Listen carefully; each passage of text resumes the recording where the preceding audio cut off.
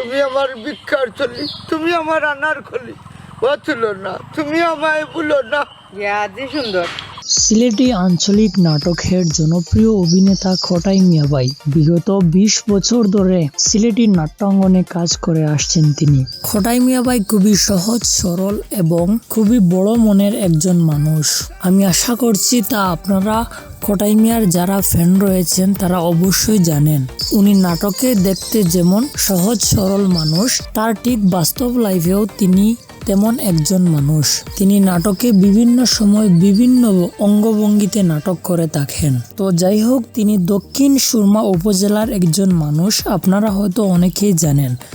আর বিশেষ করে তিনি দক্ষিণ সুরমা উপজেলাবাসীকে উদ্দেশ্য করে একটা কথা গত কয়েকদিন ধরে বলে আসছেন, আর তা হলো আগামী নির্বাচনে দক্ষিণ সুরমা উপজেলার চেয়ারম্যানের পদে দাঁড়াতে চান তিনি।